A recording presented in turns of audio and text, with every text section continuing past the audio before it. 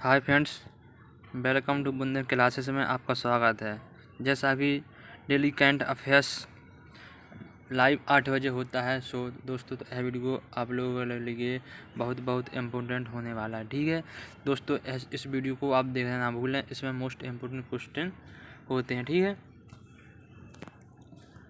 आज तारीख कितनी है दोस्तों? आज तारीख है 15 जून है। तो आज का यह करंट अफेयर्स का वीडियो 15 जून का है। ठीक है, आज का मोटिवेशन कोड क्या है?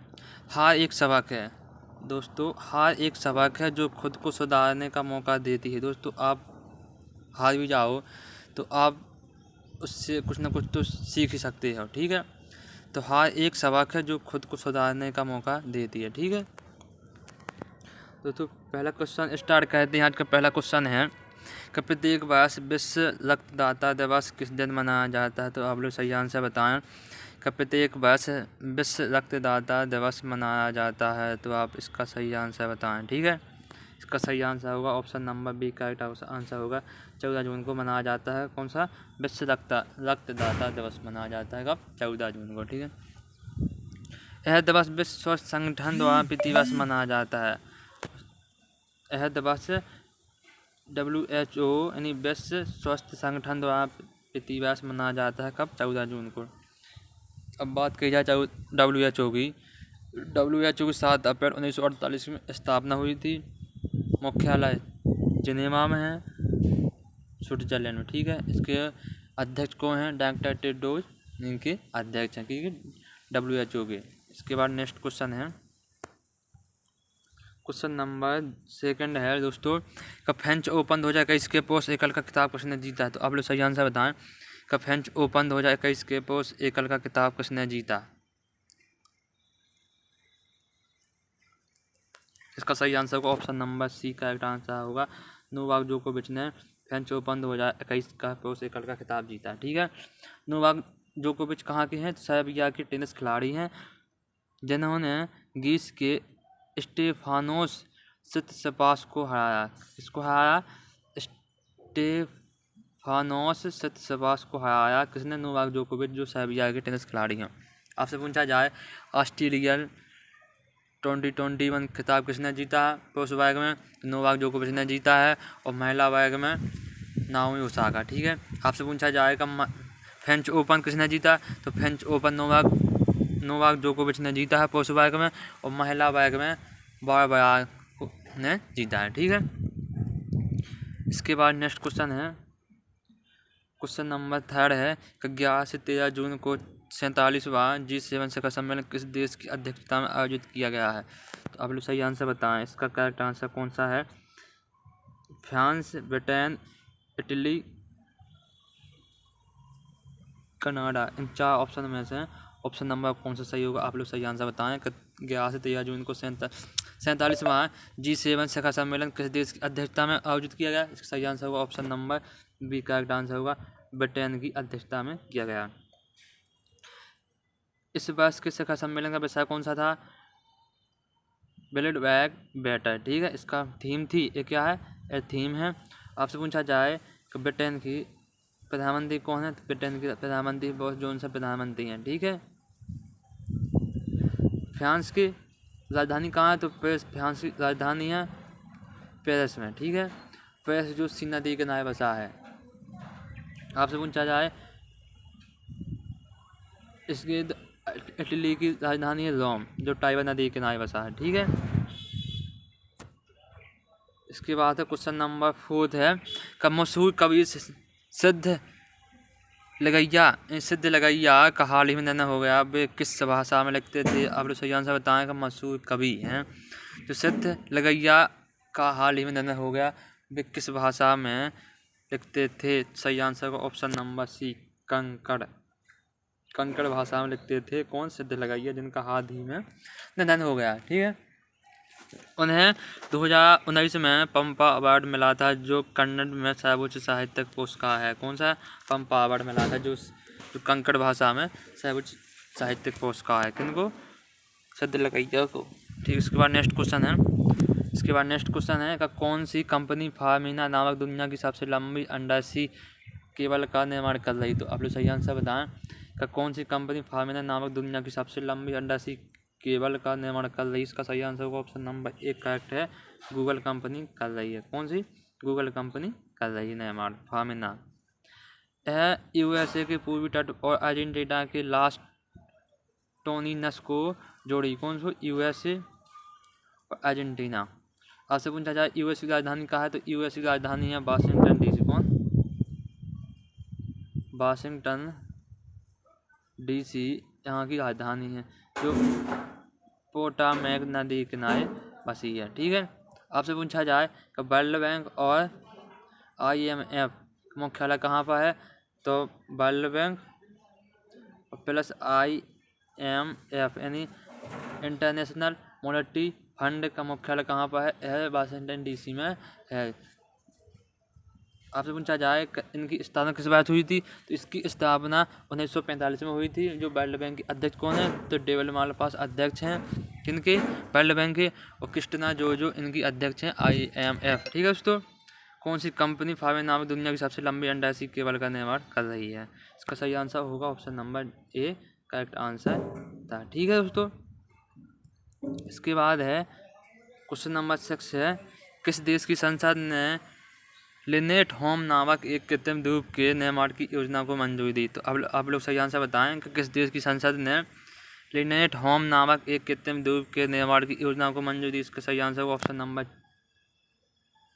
डेनमार्क, D करेक्ट आंसर होगा। डेनमार्क की संसद ने लिनेट होम एक नामक कृत्रिम द्वीप है, वहाँ पर डेनमार्क की संसद ने मंजूरी दी।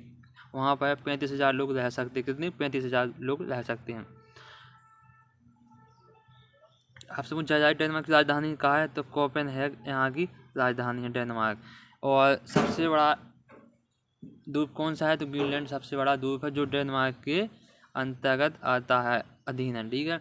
अब आपसे बात कही जाए कि जापान की राजधानी कहाँ है, तो बीजिंग राजधानी है, और में भी यहाँ की मुद्रा है। ठीक है। जापान की राजधानी कहाँ है, तो टोक्यो राजधानी है, एन यहाँ की मुद्रा है, और योशिहिदे यहाँ के प्रधानमंत्री हैं। ठीक है। आपसे पूछा जाए कमेंट बॉक्स में बताइएगा आप स्वीडन की राजधानी कहाँ है और यहाँ के प्रधानमंत्री कौन है वर्तमान में, तो आप लोग कमेंट बॉक्स में जरूर बताएं। क्वेश्चन नंबर 7 है, सुनील छेत्री 74 गोल के साथ दूसरे सबसे अधिक सक्रिय अंतर्राष्ट्रीय गोल करने वाले खिलाड़ी बन गए हैं। उन्होंने किससे पीछे छोड़ा है, तो आप लोग सही आंसर बताएं। यह क्वेश्चन मोस्ट इम्पोर्टेंट है दोस्तों, इस पर फुल पत्ती लगा दीजिए। ठीक है दोस्तों। सुनील छेत्री 74 गोल के साथ दूसरे सबसे अधिक सक्रिय अंतर्राष्ट्रीय गोल करने वाले खिलाड़ी बन गए। उन्होंने किससे पीछे छोड़ा है? सही आंसर होगा option number B correct answer है। लियोनेल मेसी को पीछे छोड़ा किसने? सुनील छेत्री को। पहले नंबर पर कौन है, तो पहले नंबर पर पुर्तगाल के टेनिस खिलाड़ी हैं क्रिस्टियानो रोनाल्डो, जो 103 गोल के साथ पहले नंबर पर हैं, और दूसरे नंबर पर हैं सुनील छेत्री। ठीक है। और तीसरे नंबर पर कौन है? लियोनेल मेसी तीसरे नंबर पर आ गए हैं। ठीक है। इसके बाद नेक्स्ट क्वेश्चन है, क्वेश्चन नंबर 8 है, संयुक्त राष्ट्र संघ UNO के वर्तमान महासचिव कौन है? तो आप लोग सही आंसर बताएं कि संयुक्त राष्ट्र संघ के UNO के वर्तमान सचिव कौन है? सही आंसर होगा option number C correct answer, Antonio Guterres, जो अध्यक्ष हैं, जो पुर्तगाल के हैं। ठीक है। और 24 अक्टूबर 1945 में स्थापना हुई थी कि UNO की। ठीक है। मुख्यालय न्यूयॉर्क है। यह चर्चा में क्यों रहा है? चर्चा में इसलिए रहा है कि संयुक्त राष्ट्र सुरक्षा परिषद यानी UNSC ने दूसरे कार्यकाल के लिए उनके नाम की सिफारिश की। किन की सिफारिश की? एंटोनियो गुटेरेस की सिफारिश की। किसने? UNSC ने दूसरे कार्यकाल के लिए, इसलिए यह चर्चा में रहा संयुक्त राष्ट्र संघ। ठीक है दोस्तों। इसके बाद क्वेश्चन नंबर 9 है, 21 जून को चौथी भारतीय ग्रैंड फिक्स का आयोजन किस शहर में किया जाएगा? तो 21 जून को चौथी भारतीय ग्रैंड फिक्स का आयोजन किस शहर में किया जाएगा? सही आंसर होगा option number B Patiala Punjab में किया जाएगा। ठीक है दोस्तों। हाल ही में भारतीय एथलेटिक्स महासंघ यानी AFI ने यह घोषणा की है पटियाला पंजाब। आपसे पूछा पटियाला कहाँ पर है? पंजाब में। पंजाब की राजधानी कहाँ है? चंडीगढ़। वहाँ के CM कौन है? तो कैप्टन अमरिंदर वहाँ के CM है। और वहाँ के राज्यपाल कौन है? तो नरेंद्र वहाँ के राज्यपाल हैं। ठीक है। इसके बाद आपसे पूछा जाए बम्बई कहाँ पर है? तो बम्बई महाराष्ट्र में है। महाराष्ट्र की राजधानी कहाँ है? दोस्तों। तो बम्बई वहाँ की राजधानी है। और महाराष्ट्र के सीएम कौन है? तो उद्धव ठाकरे वहाँ के सीएम हैं। और भगत सिंह कोश्यारी वहाँ के राज्यपाल हैं। आपसे पूछा जाए भुवनेश्वर कहाँ की राजधानी है? तो उड़ीसा राज्य की भुवनेश्वर राजधानी है। आपसे पूछा जाए यहाँ के सीएम कौन है? तो यहाँ के सीएम नवीन पटनायक वहाँ के सीएम हैं। और राज्यपाल गणेशी लाल वहाँ के राज्यपाल हैं। उत्तर प्रदेश की बात कही जाए तो उत्तर प्रदेश की राजधानी लखनऊ राजधानी है। और योगी आदित्यनाथ वहाँ के सीएम हैं। और आनंदीबेन पटेल वहाँ की राज्यपाल हैं। और उत्तर प्रदेश का सबसे बड़ा शहर कौन सा है? कानपुर उत्तर प्रदेश का सबसे बड़ा शहर है। और यहाँ पर दुधवा राष्ट्रीय उद्यान है। ठीक है। और आपसे पूछा जाए उड़ीसा का राष्ट्रीय उद्यान कौन कौन से हैं? तो वहाँ के सिमलीपाल, भितरकनिका, गाय माता वहाँ के राष्ट्रीय उद्यान हैं। ठीक है। इसके बाद नेक्स्ट क्वेश्चन है दोस्तों, क्वेश्चन नंबर 10 है गुजरात मैरीटाइम बोर्ड GMB किस स्थान पर देश का पहला अंतर्राष्ट्रीय समुद्री सेवा क्लस्टर स्थापित करेगा? सही आंसर को option number D gift city Ahmedabad option number D correct answer होगा। GMB यहाँ पर अंतर्राष्ट्रीय समुद्री क्लस्टर स्थापित करेगा। गिफ्ट सिटी एक ऑपरेशन ग्रीनफील्ड स्मार्ट सिटी और अंतर्राष्ट्रीय वित्तीय सेवा के अंदर। ठीक है दोस्तों। अब गुजरात की बात कही जाए, वहाँ की राजधानी गांधीनगर है। ठीक है। वहाँ के सीएम कौन है? तो विजय रूपानी वहाँ के सीएम हैं। और आचार्य देवव्रत वहाँ के राज्यपाल हैं। ठीक है। और वहाँ पर 182 मीटर मूर्ति सरदार वल्लभ भाई पटेल की है। और केवड़िया दूर पर है उनके रामसुता वहाँ के उस रामसुतार मूर्ति के कला वे हैं दोस्तों वस्तुकार। ठीक है। इसके बाद क्वेश्चन नंबर नेक्स्ट है 13 जून को इजराइल के नए प्रधानमंत्री के रूप में किसने शपथ ली है? तो 13 जून को इजराइल के नए प्रधानमंत्री के रूप में किसने शपथ ली? सही आंसर को option number B correct answer होगा। नफ्ताली बेनेट ने शपथ ली है प्रधानमंत्री के रूप में। इनके पहले कौन थे? तो इनके पहले 12 साल PM पद पर रहे बेंजामिन नेतन्याहू का कार्यकाल खत्म हो गया। कितने साल रहे? 12 साल रहे। ठीक है। अब इनके बाद नफ्ताली बेनेट प्रधानमंत्री बन गए हैं कहाँ के? इजराइल के। ठीक है। यरूशलेम यहाँ की राजधानी है। और सेकेंड यहाँ की मुद्दा है जो और यहाँ के प्रधानमंत्री कौन है? तो नफ्ताली बेनेट यहाँ के प्रधानमंत्री हैं इजराइल के। ठीक है। इसके बाद क्वेश्चन नंबर लास्ट है कि कोविड-19 के उपचार में इस्तेमाल होने वाली किस दवा को GST के दायरे से बाहर कर दिया गया? इसका सही आंसर को option number C correct answer होगा। कौन? एम्फोटेरिसिन बी और टोसिलिजुमेब, इन दोनों को GST के दायरे से बाहर कर दिया कोविड-19 उपचार के लिए। ठीक है। ये फैसले GST परिषद की 44वीं बैठक में लिए गए हैं। इन दवाओं पर अभी तक GST दर 5% थी। कितनी थी? 5% थी। लेकिन अब GST के दायरे से दूर कर दिया गया। ठीक है। GST की अध्यक्षता किसने की थी अभी हाल ही में? तो GST की अध्यक्ष निर्मला सीतारमण ने की थी, जो केंद्रीय वित्त मंत्री हैं ठीक है। आपसे पूछा जाएगा GST दिवस किस दिन मनाया जाता है? 1 जुलाई को GST दिवस मनाया जाता है। इसकी स्थापना 1 जुलाई 2017 को स्थापना हुई थी। ठीक है। इसके बाद दोस्तों है कुछ बूस्ट क्वेश्चन है कोविड-19 संबंधित नई GST दर है। आपसे पूछा जाए वैक्सीन रेमडेसिविर दोस्तों, वैक्सीन रेमडेसिविर तो GST दर कितने फीसदी है? 5% है। ठीक है। आपसे पूछा एम्बुलेंस पे 12% है। ठीक है। परीक्षण किट और मशीनों पर कितने प्रतिशत है? तो 5% इसकी दर है GST। कोविड-19 राहत सामग्री 5%। ठीक है। ऑक्सीजन उपकरण 5%। दोस्तों एम्बुलेंस पे 12% है और वहाँ की इस पर 5% और एम्बुलेंस पे 12% है। ठीक है दोस्तों। इसके बाद कल का प्रश्न का है चक्रवाती तूफान यास को नाम किस देश द्वारा दिया गया था? इसका सही आंसर था option number C correct. Oman ने दिया था।